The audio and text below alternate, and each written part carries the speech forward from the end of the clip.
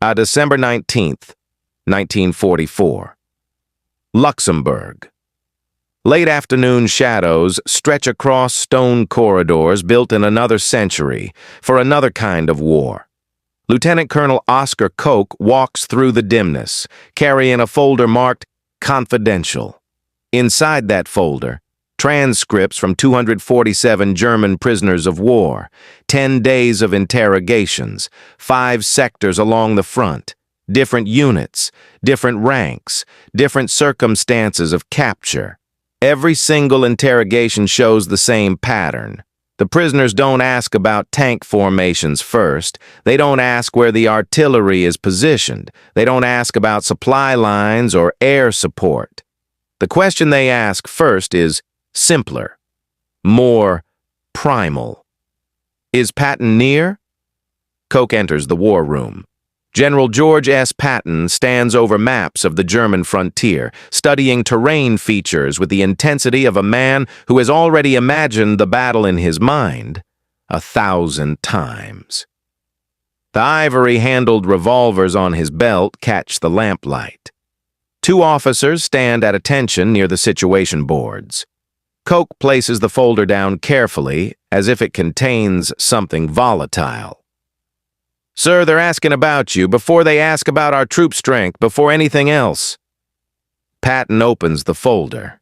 His eyes move across the typed lines with practiced speed. A sergeant from the 559th Volksgrenadier Division. "Is this Patton's sector?" A lieutenant from the 11th Panzer. "Where is the American general with the white dog?" A corporal captured near Saarbrücken. "Not 3rd Army, please God, not 3rd Army." Patton looks up. What he says next will become doctrine. Will be studied in war colleges for 70 years. Will redefine how armies think about the enemy's mind as a battlefield. But to understand why German soldiers feared that name, why they whispered it in foxholes and asked about it before revealing their own unit numbers, we have to go back. Not to France, to Mexico. 1916. The border is dust and heat and the smell of creosote bushes baking under a merciless sun. Lieutenant Patton pursues Pancho Villa's raiders across terrain where the map ends and instinct begins. He kills 3 men with his revolvers in a firefight that lasts less than 2 minutes. Then he does something that reveals the psychology of a man who understands warfare as theater. He straps their bodies to the hood of his Dodge touring car, like hunting trophies. The photographs circulate through army camps. Officers look at them and see either madness or genius. There is no middle ground with Patton. There never will be. Fast forward to Sicily, 1943. Patton slaps a shell-shocked soldier in a military hospital. Cameras capture it. The scandal nearly ends his career. Eisenhower considers relieving him. Newspaper editorials call for his court-martial. But something else happens, something no one anticipates. German intelligence officers in Berlin cut out the newspaper photographs, pin them to walls, circle his face in red ink. They study the incident not as a military failure, but as a psychological profile. This man, they realize, operates beyond the boundaries of mercy, beyond predictability, beyond the calculations that normal commanders follow. By 1944, Patton has designed his own mythology with the precision of an architect. The ivory-handled revolvers, not standard issue, custom-made, visible. The uniforms with gleaming buttons polished to mirror shine, tailored to emphasize his posture. A white bull terrier named Willie that follows him everywhere, becoming as recognizable as Patton himself. Speeches to his troops, filled with profane rage, deliberately leaked to reporters, studied by enemy analysts who try to predict his next move from the pattern of his obscenities. Every element is theater. Every element is a weapon. By July 1944, German intelligence files on Patton are thicker than files on Supreme Commander Eisenhower. They study his temper, his belief in reincarnation as a Roman legionnaire, his unpredictability, his speed. In Abwehr offices along Tierpitzufer in Berlin, analysts mark his probable positions on maps with double-weight red pins. The pins multiply. The web grows. The German High Command isn't tracking a general. They're tracking a phenomenon they don't yet understand, a phenomenon they've helped create. December 3rd, 1944. 3rd Army Interrogation Facility, Nancy, France. The room is cold, the kind of cold that seeps through concrete walls and settles in your bones. Captain James O'Donnell has spent 2 years in Heidelberg before the war, studying philosophy and drinking beer in medieval cellars with German students who would later wear different uniforms. He speaks German, like a native. The accent, the idioms, the subtle shifts in tone that reveal more than words. He conducts his 11th interrogation of the week. The prisoner is Sergeant Ernst Vogel, 559th Volksgrenadier Division. 23 years old, captured near Metz, exhausted, frightened, but following the script that every German soldier has memorized since basic training. O'Donnell asks standard questions: unit strength, officer names, defensive positions. Vogel answers mechanically: serial number, division, company sector, nothing useful, nothing that violates the Geneva Convention. Then Vogel leans forward. His eyes search O'Donnell's face for something. Confirmation, reassurance. "We are not in Patton sector, yes? This is not 3rd Army." O'Donnell pauses. The question isn't on the interrogation form. It's not protocol. It's not even logical at this stage of questioning. The man hasn't asked about food, hasn't asked about medical care, hasn't asked when he'll be processed. He's asked about Patton. O'Donnell marks it in red pencil at the bottom of the form. Unusual prisoner anxiety regarding commanding officers. Over the next 5 days, the pattern repeats. A corporal from the 11th Panzer asks about the American general with the white dog before he'll discuss anything tactical. A lieutenant, taken at the Saar River, whispers, "Is Patton near here?" His hands shake as he speaks. Another sergeant inquires about 3rd Army's boundaries before he'll even confirm his own unit designation. December 8th. Late evening. O'Donnell sits alone in his tent, reviewing transcripts by lamplight. Outside, winter wind rattles the tent poles with a sound like distant machine gun fire. He spreads 7 interrogation reports across his makeshift desk. A wooden crate that once held ammunition. He circles the same phrase across all 7 documents. Is Patton near? Something in German military psychology has shifted. Something beyond doctrine, beyond training, beyond the rational calculations that soldiers are supposed to make about risk and survival. And O'Donnell, sitting in a freezing tent in eastern France, is the first Allied intelligence officer to see it clearly. By December 12th, the anomaly becomes an epidemic. A memo from the 4th Armored Division. Repeated inquiries about General Patton's location noted in 14 of 19 interrogations. The 81st Infantry Division logs. Persistent prisoner fear regarding proximity to 3rd Army Command. 12th Corps Headquarters documents that 23 of 31 German prisoners asked about Patton within their first 10 minutes of questioning. Some ask in the first 60 seconds. The reports arrive from every sector, different divisions, different dates, different interrogators, different prisoners from different units with no contact with each other. Identical pattern. Lieutenant Colonel Koch stands in his Luxembourg headquarters on December 14th, spreading 17 separate interrogation reports across his desk like a hand of cards that all show the same suit. Afternoon light fades through tall windows that overlook a city preparing for Christmas in the middle of a war. A sergeant enters with 3 more reports from morning interrogations. Koch picks up his telephone. "Get me General Patton's office. Tell him I need 30 minutes. Priority intelligence."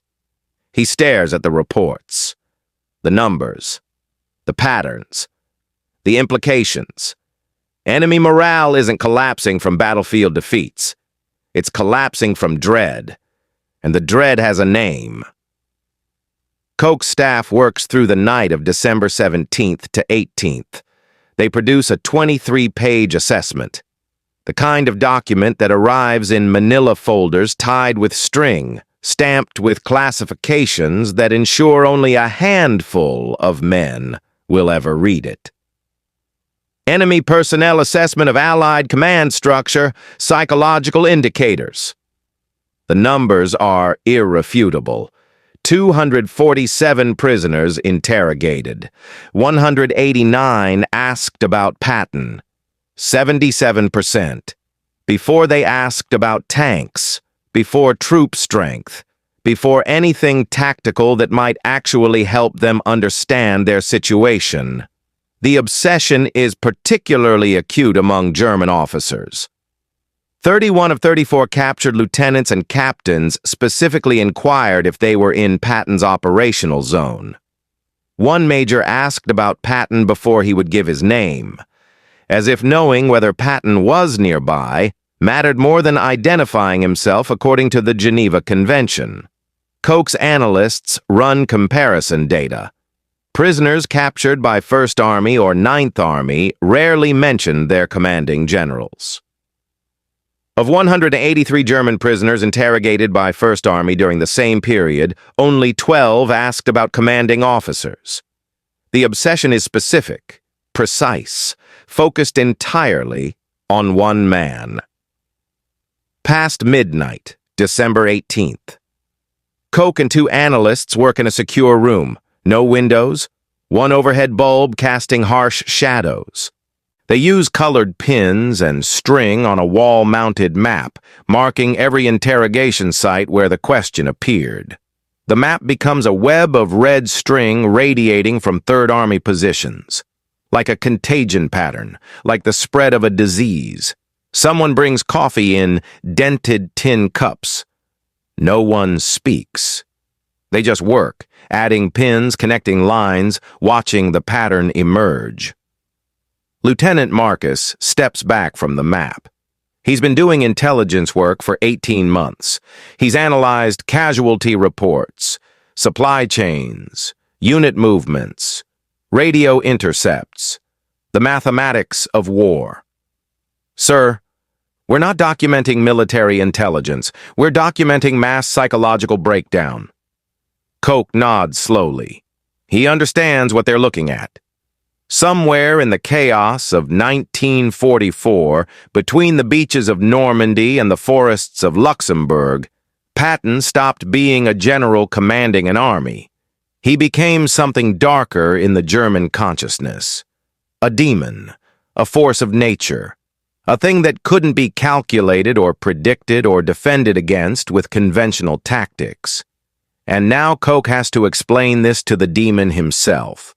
4:47 p.m., December 19th. Koch enters Patton's war room.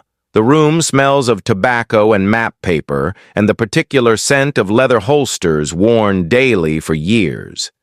Patton stands at the central table, covered with maps showing the entire Western Front from the Channel to the Swiss border. His custom uniform is immaculate. The ivory-handled revolvers catch lamplight and throw small crescents of reflection across the ceiling. Brigadier General Gay and Colonel Harkins stand near the situation maps, plotting unit movements with the mechanical precision of men who have done this so many times, it's become ritual. Coke places the file down carefully on the edge of the map table. Sir, we've analyzed 247 German prisoner interrogations over 18 days. There's a consistent pattern. Enemy personnel are asking about your location before they ask about our troop strength. It's systematic across every sector we control. Patton opens the file. His eyes scan the quotes typed in neat rows, each one a small window into German psychology, into fear. Is Patton near? Which American army captured us? Not Third Army. Please God, not Third Army. Where is the general with the white dog? He flips through pages. Statistical breakdowns, comparison data, maps with red strings showing the geographic spread of the phenomenon. He studies it the way another man might study a stock portfolio or a weather report. Then he looks up at Coke, then at Gay and Harkins. His face shows no surprise, only grim satisfaction. He speaks slowly, deliberately. Each word weighted with 30 years of understanding warfare as something more than logistics and firepower. Each word carrying the certainty of a man who has always known that the enemy's mind is the ultimate battlefield. Good.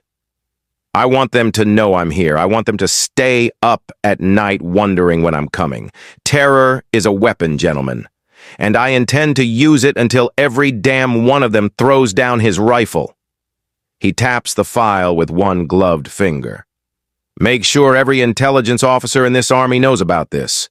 Fear travels faster than our tanks. Outside, the sound of armor moving through narrow medieval streets. Sherman tanks navigating roads built for horse carts.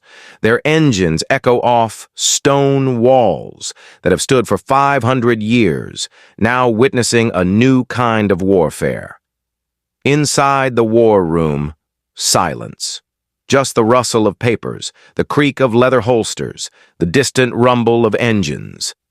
Coke feels something cold in his stomach. Not fear, recognition.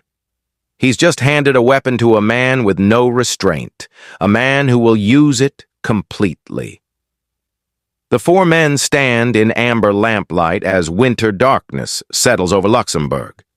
And in that moment, terror isn't a side effect of combat. It's ordnance. December 20th, 1944. Within 48 hours, Patton pushes into uncharted territory. He orders increased radio traffic explicitly using his name. No code words, no operational security protocols. His name broadcast in clear language across frequencies the Germans are known to monitor. He instructs supply units to allow controlled leaks of documents mentioning his movements. Papers left behind at command posts, maps with his signature visible, orders with Third Army letterhead abandoned in recently captured villages.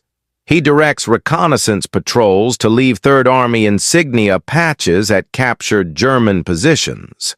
Calling cards from the ghost, small pieces of cloth that carry more psychological weight than 1,000 artillery shells. Most remarkably, he authorizes psychological warfare units to distribute leaflets behind German lines. The leaflets are simple, his photograph. Unsmiling. Staring directly at the camera with those pale blue eyes that seem to look through you rather than at you. One simple caption beneath the image. He's coming. In his Luxembourg office, Patton paces. Morning light floods through tall windows. Outside, a column of Sherman tanks moves toward the German frontier, engines echoing off medieval stonework, the sound of inexorable advance. He smokes a cigar, dictating orders to a stenographer who types with mechanical precision. The orders are tactical, logistical, the normal machinery of war. But underneath, there's another operation happening, one without official designation, one that exists in the realm of psychology rather than physics. Colonel Harkins later writes in his diary, in handwriting that grows shakier as exhaustion sets in, "The old man understands something the textbooks don't teach. He's not waging war against their divisions. He's waging war against their courage." By Christmas 1944, Patton has transformed himself from commanding officer into psychological ordnance. The weapon is loaded. The fuse is lit. But why did Wehrmacht soldiers fear Patton specifically, while barely acknowledging other Allied commanders who commanded equal or greater forces? November 1946. Nuremberg, a converted courthouse office.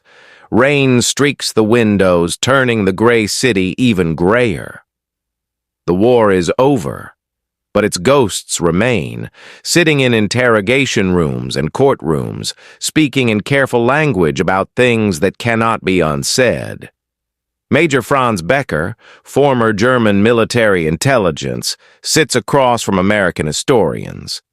He's 43 years old, looks 60, the kind of aging that happens when you lose a war and watch your country torn in half. They ask him the question directly. "Why did your soldiers fear Patton?" Becker lights a cigarette, takes a long drag, thinks. The pause stretches. His speed. Third Army advanced 600 miles in 4 months, faster than any army in history. Our maps couldn't keep up. By the time we marked his position with pins, he was already gone. Already behind units we thought were secure. He exhales smoke toward the rain-streaked window. His brutality. Real or imagined, it didn't matter. Stories of his forces giving no quarter traveled faster than radio communications. A soldier in one sector would hear from a soldier in another sector who heard from a prisoner who heard from a rumor. By the time the story reached the front line, Patton was executing prisoners and burning villages. Another pause, longer this time. And our own propaganda. After the 1943 slapping incidents, Goebbels tried to portray him as unstable, a brute, a war criminal in the making. Instead of destroying his reputation, we elevated him to mythological status. A berserker beyond human restraint, a man who operated outside the rules that governed other commanders. Becker stares at his cigarette as if it contains answers. "We analyzed your general constantly. We compiled his patterns, his tactics, his psychology. We tried to predict him, and in doing so, we made him larger than any man could actually be." He looks directly at the historians. "We created your monster. Then we couldn't control what we created. Soldiers will fight against numbers, against tanks, against aircraft, against superior firepower." He pauses. "But they won't fight against ghosts." The irony was complete. German intelligence, in their obsessive attempt to understand Patton, helped construct the psychological weapon that would break German morale across an entire theater of war. The consequences manifest in cold statistics, numbers that tell a story more clearly than any testimony. Between January and March 1945, as Third Army drives deep into Germany, Patton's forces capture 140,000 Wehrmacht prisoners, nearly double the capture rate of First Army and Ninth Army operating across similar terrain, facing similar enemy units with comparable resources. Wehrmacht units facing Third Army show measurably higher desertion rates. German commanders request transfers away from Patton's operational sector. Officers with decades of service, men who survived the Eastern Front, who fought in France and North Africa, request reassignment. They don't fear combat. They fear him. Intercepted communications reveal junior officers telling superiors they cannot hold positions if it's Patton coming. Not if the Americans attack. Not if we're outnumbered. If it's Patton. February 12, 1945, near Trier. An entire German company. 200 men in defensive positions they've spent 3 days fortifying. Machine gun nests, mortar positions, interlocking fields of fire. They see the white stars on the approaching tanks. Third Army insignia. Not a shot is fired. 200 rifles thrown down, hands raised. A lieutenant, barely 20 years old, screams at them. His voice breaking with frustration and terror, and the realization that leadership means nothing when men have already decided the fight is lost. It's Patton. What's the point? Colonel Robert Allen reviews the numbers in his Luxembourg office. 4,200 prisoners in 48 hours. The rate is accelerating. Outside his window, trucks loaded with German prisoners drive past continuously. The stream seems endless, men in field gray, hollow-eyed, grateful to be captured, grateful the war is over for them. Allen reads one prisoner's statement taken at a processing center. The words typed on flimsy paper with carbon copy blurring. "We heard it was the White Star on the tanks. We knew it was Patton. What was the point of dying?" Allen marks the numbers carefully in his log. He's been tracking combat statistics for 2 years. He understands the mathematics of warfare, the ratios of attackers to defenders, of casualties to ammunition expended, of time and distance and firepower. But these numbers don't follow the equations. German soldiers aren't being defeated by American firepower. They're surrendering to a reputation, to a myth, to the question that haunted them in foxholes and bunkers and trenches. Is Patton near? The human cost of fear, calculated in thousands of rifles thrown down before the shooting ever started. Return to the essential image, a German soldier, captured in the winter hell of 1944, cold seeping through his uniform, exhausted beyond the point where thought comes clearly, frightened in ways that have nothing to do with immediate physical danger, asking not how many tanks are coming, not where he'll be sent, not when he'll receive food or medical care, asking, is Patton near? In that single question lives the complete collapse of rational warfare, the triumph of psychological dominance over tactical superiority, the moment when a name becomes more powerful than an army. Ernst Vogel, the sergeant who first asked that question in an interrogation tent in December 1944. He lived until 1989. 68 years old when he died in Heidelberg, the city where Captain O'Donnell once studied philosophy before the war, changed everything. In a 1987 interview, conducted in his apartment on a quiet street where tourists come to photograph medieval architecture and drink beer in sunny plazas, Vogel sits in afternoon sunlight streaming through lace curtains. A photograph hangs on the wall behind him, himself in Wehrmacht uniform, 23 years old, another person from another life. The interviewer asks what he remembers most from the war. Vogel doesn't answer immediately. He looks at his hands, spotted with age, shaking slightly with the tremor that comes in old age. When they told us we were in Patton's sector, some men cried. His voice is quiet. The voice of a man speaking from memory so deep it's become part of his cellular structure. Not from wounds. Not from exhaustion, from knowing. The words hang in the air. We didn't fear American soldiers. We didn't fear their tanks or their artillery or their air support. Those were things we could calculate, things we could defend against with tactics and fortifications. Another pause. Longer. We feared him. The name. The idea. What we believed he would do to us. Outside, Heidelberg traffic hums. Modern life continuing. The war buried under 43 years of reconstruction and memory and silence. A clock ticks on the mantel. Vogel stares at his Wehrmacht photograph. The interviewer doesn't interrupt. Some silences carry weight. This one carries 4 decades of understanding something that can't quite be put into words. The fear of a ghost. The terror of myth made flesh. The question that defined psychological warfare for a generation.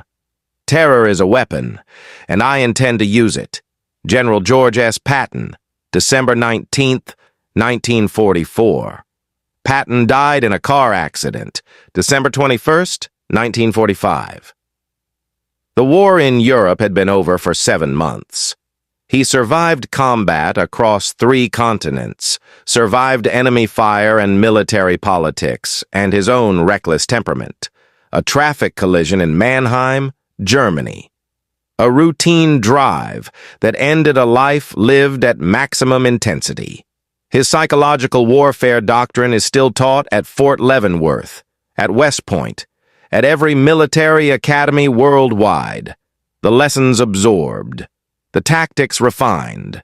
The understanding that fear, properly weaponized, defeats armies before the first shot. But beyond the doctrine and the tactics and the academy lectures, one question remains. In war, what matters more? What you actually are? Or what the enemy believes you are? Patton answered it with every deliberate choice. The revolvers, the uniform, the dog, the speeches, the leaked documents, the calling cards left at captured positions. The photograph with the simple caption, "He's coming." And the German prisoners who asked, "Is Patton near?" in interrogation rooms across France and Luxembourg and Germany, their voices shaking with a fear they couldn't quite articulate, proved him right. They proved that reputation can be more devastating than firepower. That myth can break morale faster than casualties. That sometimes the most powerful weapon is the one that exists entirely in the enemy's mind.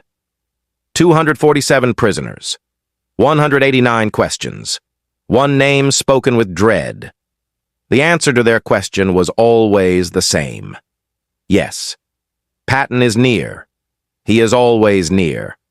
And that knowledge, more than any bullet or shell or bomb, was enough to make armies surrender before the battle began.